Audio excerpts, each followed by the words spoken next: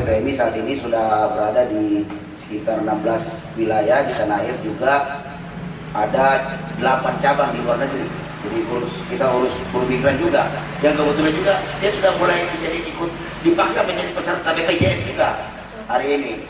Nah, saudara-saudara sekalian, sebenarnya kondisi hari ini, sebenarnya sebagian daripada teman-teman aktivis buruh ini, sebelum dia berubah menjadi BPJS, itu sudah memang yang disampaikan tadi Mira itu benar, bahwa sudah ada banyak skandal-skandal yang timbul. Nah, ditambah dengan setelah reformasi ini akibat dasar daripada politik kita yang feodal, oligarki dan transaksional, sehingga hari ini pejabat kita kalau tidak korupsi tidak asik. Terus kalau mau menjabat ya dipaksa mereka untuk korupsi. Karena kenapa? Rakyat kita juga mata duitan. Kalau nggak dikasih duit nggak bakal jodoh. Inilah perlunya hari ini teman-teman semua aktivis berikan kesadaran politik kepada rakyat bahwa hak politik itu tidak bisa diperjualbelikan. Begini jadinya, ya kan? Fakta hari ini orang mau menjadi, hari ini terjadi mau partai manapun. Mana ada partai di Indonesia hari ini yang tidak feodal, oligarki dan transaksional? Nggak ada. Ini akibatnya. Jadi dasar permasalahan itu di sini, sehingga timbullah peluang-peluang. Makanya untuk bisnis-bisnis strategis, BUMN, termasuk badan-badan usaha yang kira-kira bisa mengelola duit banyak, itu pasti nggak jauh daripada oligarki yang penguasa hari ini. Nah, untuk kemudian menimbun lagi, untuk kemudian 5 tahun kemudian berkompetisi lagi di alam demokrasi kita yang serba transaksional, jadi semuanya dia bisa bayar. Nah, inilah yang merusak sebenarnya kan persoalan mendasar hari ini bangsa kita. Nah, kemudian selanjutnya bahwa terkait BPJS sendiri, ini kan kemarin waktu kami aksi di Kejaksaan dan di BPJS Ketenagakerjaan, kemudian dilanjutkan ke KPK. Ya kita datang, hujan besar, hujan gede, ya kan? Tapi jajaran direksi dan dewan ini tidak ada. Nah, di forum ini juga saya juga mempertanyakan, kemana ini perwakilan pekerja yang ada di Dewan Pengawas BPJS? Fungsi mereka apa? Kami tahu, seperti yang disampaikan pembicaraan, gaji mereka itu 20 kali atau bahkan 30 kali jumlah UMR tertinggi di Indonesia itu di Kabupaten Karawang 4,7 itu 20 kali. Ratusan juta mereka dapat setiap bulan. Belum tunjangan, belum bonus.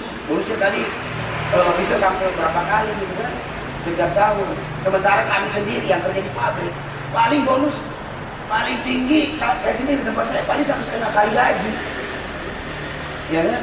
Nah, belum lagi tunjangan kiri kanan yang mereka dapatkan ratusan juta, dengan harapan agar supaya lu benar-benar ngurus di buruh nih hari ini, ya kan?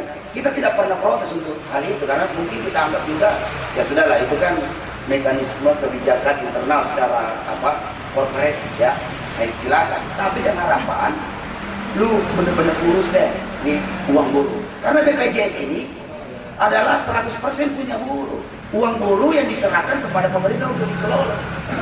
Ya, dan kami inilah mewakili pemilik saham seluruh Indonesia hari ini bersuara kenapa sampai ada korupsi sebesar 43 triliun. Ini jumlah yang sangat besar, 43 triliun. Bunganya di bank 1% itu 430 miliar. Kalau jadi paket sembako berapa paket? Berapa banyak orang yang bisa dikasih makan? 430 miliar, berapa gedung sekolah yang bisa dibangun? Berapa sekolah-sekolah untuk anak-anak buruh hari ini bisa dibangunkan? Sekarang buruh selain dapat upah murah juga terjepit oleh kebutuhan pendidikan anak-anaknya. Biaya sekolah tinggi, belum lagi yang online segala rupa. Jadi sekarang belajar harus ada perangkat, beli lagi handphone, belum lagi pulsanya, ya kan? WiFi gratis oleh dewan, iya kalau dia bayar tiap bulan. Ya kalau lagi nggak bayar ya mati ininya WiFi-nya. Ini bangka pasar di pasung-pasung. Setiap kader anggota DPR diwajibkan pasang WiFi oleh pimpinan-pimpinan parpolnya. Iya bulan pertama, bulan kedua nggak dibayar, ya mati lagi. Ya kan? Inilah semua yang menurut saya politik-politik pencitraan yang harus kita bereskan hari ini. Ya kan? Dan jujur aja hari ini dengan mulai kita terungkapnya oleh kejaksaan yang mulai daripada pengumuman ketika tanggal 18 Januari 2021, kejaksaan melakukan apalagi ini penggeledahan di kantor BPJS. Nah itu membuka tabir, mulai membuka tabir. Kemarin kami ya karena prinsip hukum di Indonesia kan praduga tak bersalah, gitu kan? Ya kita curiga ada, sangat curiga, mulai daripada kondisi-kondisi di BPJS sudah dibuktikan dan diperjelas oleh kejaksaan. Jadi kita juga terima kasih ya kepada pihak penyidik Kejaksaan Agung yang berani membongkar ini. Nah untuk itu kita semua ya kan bersama-sama ayo kita mengawal mega korupsi ini benar-benar diusut tuntas, tidak lagi seperti kembang ya kan layu sebelum berbunga gitu kan, ataukah seperti hilang di telan gunung apa segala macam gitu kan.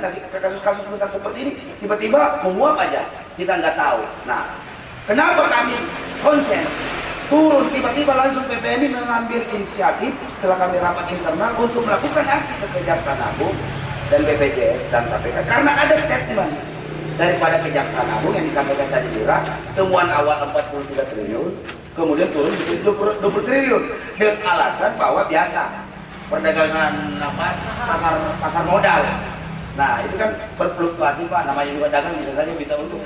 Ya kalau rugi 10 juta, 20 juta, bahkan 500 juta begitu toleransi. Lah ini kerugiannya 43 triliun, ya kan? Lah terus analisis keuangannya BPJS ngapain aja tuh? 43 triliun jebol kayak begitu. Ini membuka, ini justru menurut kami adalah perampokan yang sistematis, dikemas dengan pasar modal supaya nyolongnya legal. Enak aja, nggak ada cerita. Pokoknya buruh harus lawan, ini nggak bisa. Ini buruh juga bukan, kami juga ini terus bekerja ini lengkap di sektor mereka itu lengkap. Bu Mira di sektor jasanya, belum lagi teman-teman yang di perbankan, belum lagi teman-teman yang ada di mana ini semua, karena mulai dari jabatan direktur sampai tukang sapu itu adalah pekerja. Karena esensi yang maksud pekerja adalah siapapun orang yang menerima upah atau 3 bulan atau timbalan dalam bentuk lain. Nah, jadi hari ini seluruh, terutama di pabrik-pabrik ya, jajaran direksi, maaf yang lokal, sampai juga sekarang mendukung aksi ini, minta diusut tuntas BPJS ini karena uang mereka.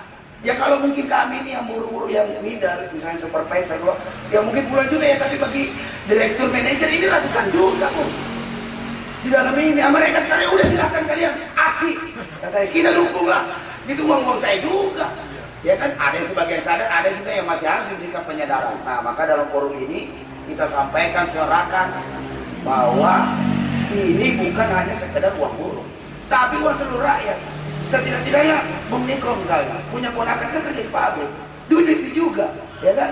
Nah itu harus kita bantu, berikan kesadaran kepada seluruh elemen bahwa ini bukan semua persoalan BPJS.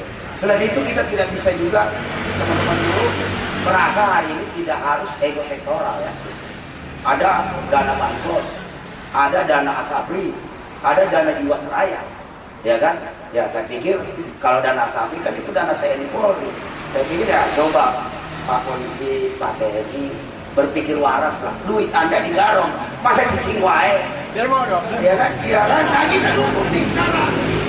Ya kan? Jadi tidak perlu lagi ada segala macam banyak alasan. Sekarang kalau duit Anda jelas-jelas dirampok, masa Anda harus diam saja?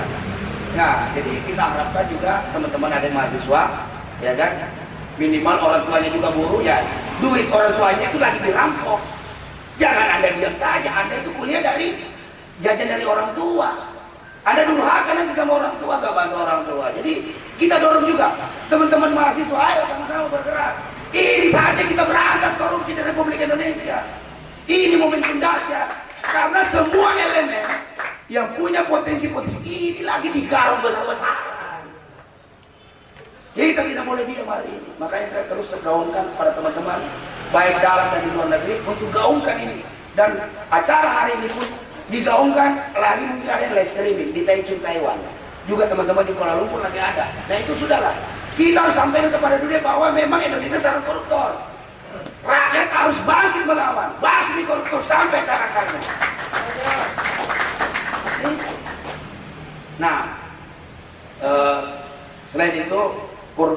pemberantasan korupsi ini yang paling miris ini adalah dana bantuan sosial COVID-19 ini. Kemarin dapat informasi ya dari dari Kementerian bahwa paket buruh itu ada 500.000 paket. Nah, yang terserah cuma 10.000, jadi 490.000 paket ini kemana? Awas, kita jaya, awas ini Kementerian Tenaga Kerja. Sebentar lagi kita geruduk. Pasti, saya pastikan akan geruduk Kementerian Tenaga Kerja masalah ini. Tidak bisa lagi ditolerir. Ini mereka ini sudah tidak punya hati nurani, ya kan? Di tengah kondisi COVID-19, banyak anggota kami dirumahkan, banyak yang di PHK, banyak yang upahnya dipotong, banyak yang disuruh isolasi mandiri, banyak yang disuruh rapid test, swab test, semuanya pakai uang itu sendiri. Giliran dapat bantuan sosial dari negara, dari pemerintah, malah dikorupsi. Ini benar-benar sudah bejat, lebih bejat daripada iblis. Iblis tidak korupsi, iblis durhaka kepada Allah karena dia tidak tunduk kepada Adam. Tapi iblis tidak korupsi lah ini, korupsi orang lain lebih bejat daripada iblis. Nah, jadi ini harus kita benar-benar, saya jujur aja bahwa tidak ada maaf bagi ulang, ya kan, bagi para koruptor. Nah, kemarin ada santer dari informasi dari sekjen saya, kebetulan hari ini berangkat ke Malaysia juga, katanya ini udah bukan 43 T, tapi sekitar yang dimaksudkan Ibu Mira 20 T, ya kan? Ya emang kalau duit lu dikembaliin terus kita maafin gitu, tidak ada maaf bagimu. Yang begini-begini tidak boleh dimaafkan, karena akan menjadi jurisprudensi, menjadi buruk generasi-generasi kita yang akan datang. Jadi sudah saatnya hari ini kita umumkan kepada seluruh bangsa dan rakyat Indonesia, kita lawan korupsi sampai tuntas.